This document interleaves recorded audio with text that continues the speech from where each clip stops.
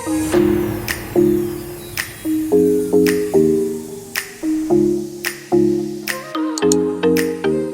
guys, welcome back to my channel. So over the past maybe 6 months or so, you guys have seen me transform different rooms in my house. First started off a couple of months ago with my bathroom makeover where we did this big ombre wall because I had this awkward wall in there. And then I made over Romeo's closet because there was totally not enough storage for everything that he needed to put in there. Oh, it was a little bit of a disaster. After that, I had been working on my DIY studio where I keep all of my supplies and where I also normally film my videos, not today, but normally.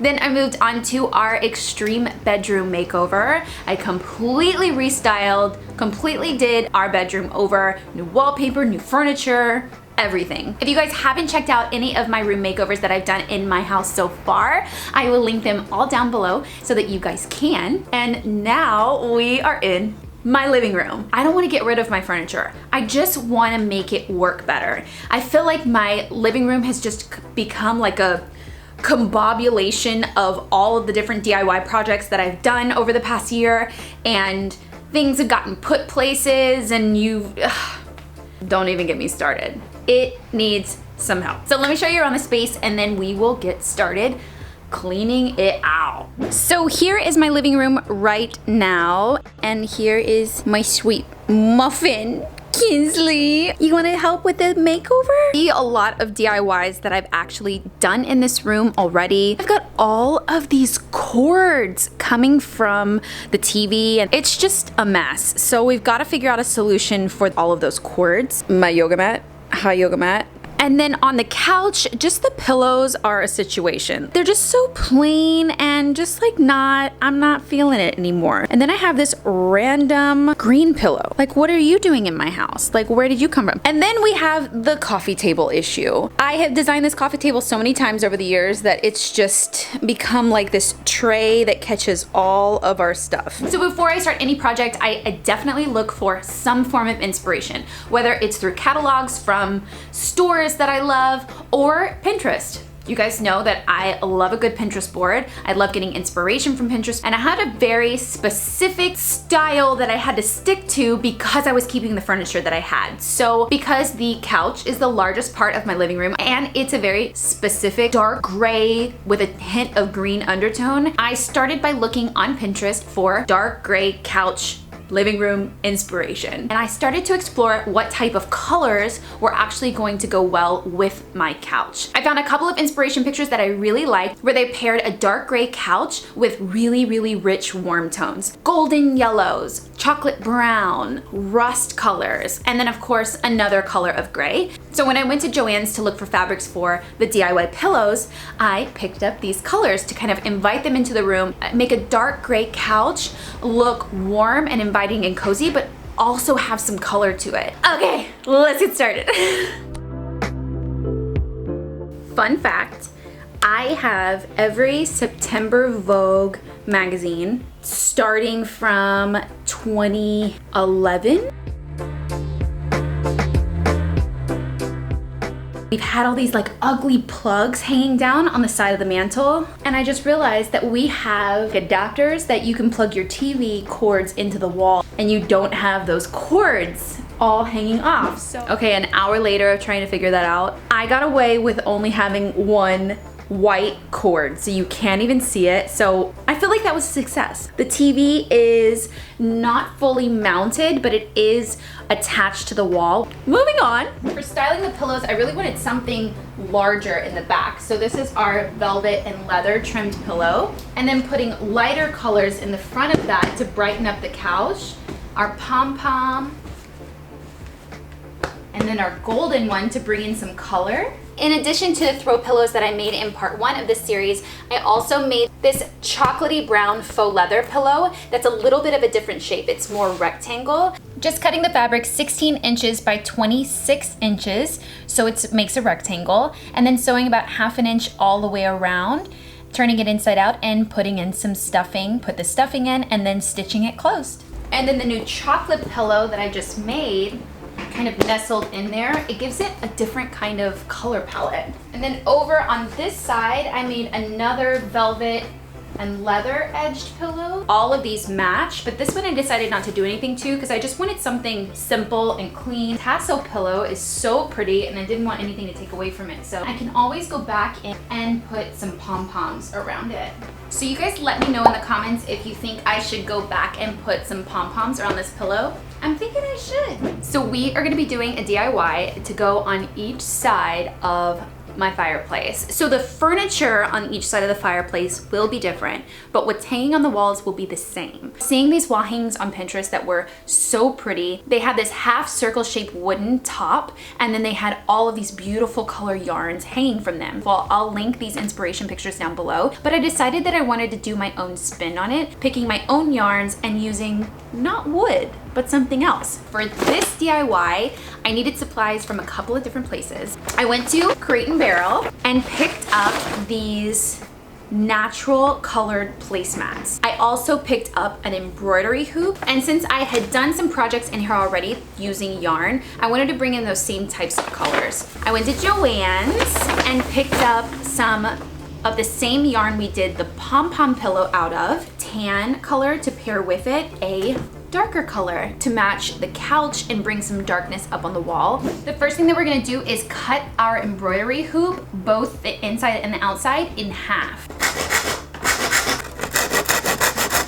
So now we need to cut our placemats. I found the center of the placemat and just drew a dark gray line so I could see exactly where it was. I'm gonna be taking some Mod Podge glue and just a paintbrush. I'm gonna be painting over that line I just drew. Hopefully this will help it stay together when we cut these in half. This Mod Podge glue goes on white, but it's gonna dry clear.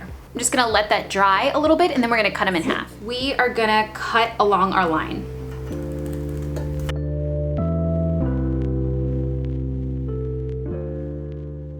Wow, that actually worked really well. Mod Podge was definitely the way to go just to keep everything together. And now we have the half moon shape. Next, we're gonna take our E6000 glue and glue our half embroidery hoop right on the back of the placemat.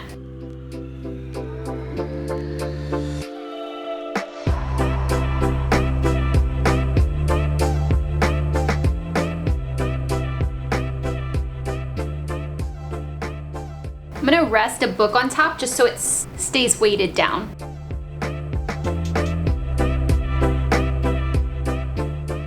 So now that it is all glued down, we're gonna be adding our yarn from the bottom. So we're just gonna be using a hot glue gun for this. So I'm gonna make one of our dark gray. And my advice on this project, do the yarn longer than you think you're gonna need it, because you can always trim the bottom. I'm gonna do them 3 feet long. So you can either cut it at 3 feet or loop it at 3 feet and glue this whole part down. And then you'll just double your measurement, so you'll need 6 feet. And you're gonna glue these really close together so that there's no spaces in between. If you want something stronger, you can absolutely use the E6000 glue. It's gonna hold obviously a lot better, but since yarn isn't very heavy and hot glue dries really fast, I'm opting for hot glue. So a little behind the scenes for you guys, and a quick way and a faster way to cut all of your yarn is to spread 2 things apart. I have 2 tripods here, but you could use chair ends and just spread them apart the exact length that you need and just wrap and wrap and wrap and wrap all the way around. I'm gonna hang them on the wall and nestle them together so that the lighter colored one is halfway on top of the gray.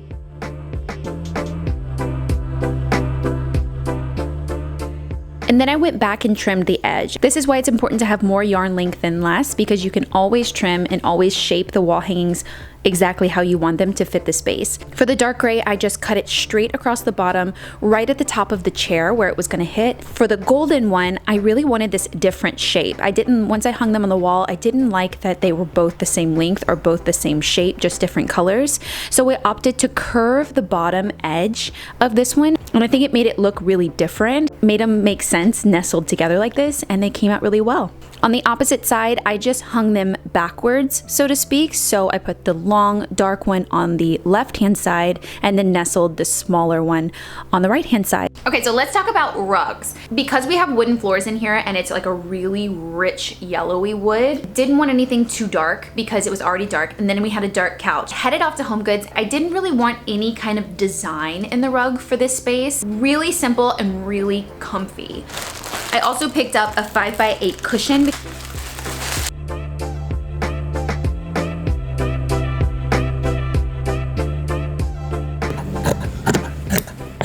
So on this skinny wall between my kitchen and the closet, I have just this like simple IKEA table. I feel like we can still get some use out of it, but I found this guy at Goodwill, $20 for it. But this is from West Elm and it's regularly $189, and it's in perfect shape. I thought it would be perfect for this space.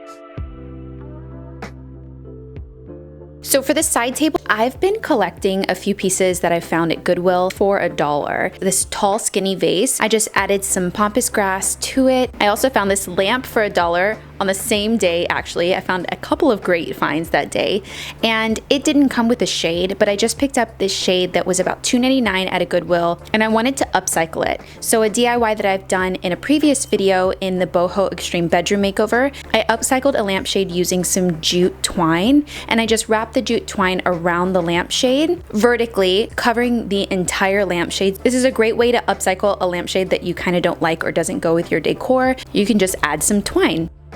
And then adding in a few more accessories to the top of the side table. This side table actually has 2 shelves. I already had 2 baskets, putting extra storage on each of these shelves. Adding in this basket that I found at HomeGoods. Just gonna add some throws in there that we use while we're in the living room, and then it can also be a place to hold some extra pillows when we're sitting on the couch.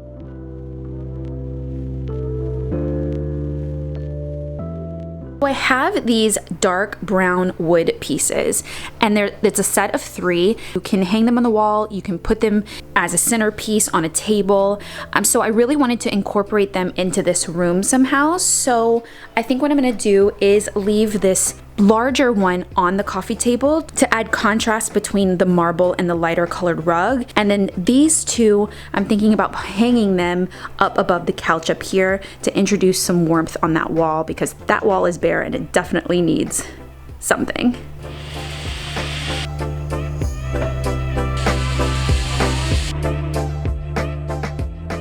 And then to finish off the living room, I'm gonna restyle the coffee table using the 3rd piece of that wooden collection that I had that I put on the wall. Using it as a base, I'm just gonna put a black book right on top of it to add some height. And then I found this vase at Target. It was lighter than the color of the couch, but it had that same hue, that same green-gray colors. It would be a great addition to the coffee table. I picked up these golden pillar candles from HomeGoods as well, and I'm just gonna kind of snuggle those in. If I'm gonna light those candles, I'm actually gonna probably put them on some kind of tray or glass. Pumpkin scented candle from HomeGoods too, which it smells so amazing. I needed some fall stuff in here as well. Playing around with some other accessories for the coffee table. That finishes up our design.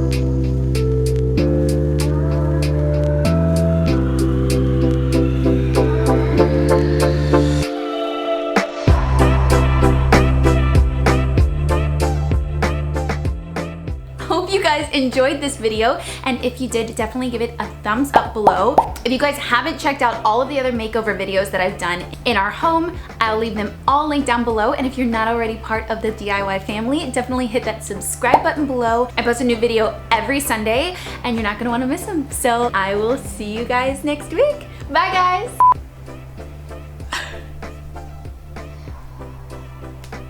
You'll notice that my fireplace is on top of my fireplace because I don't have a working fireplace.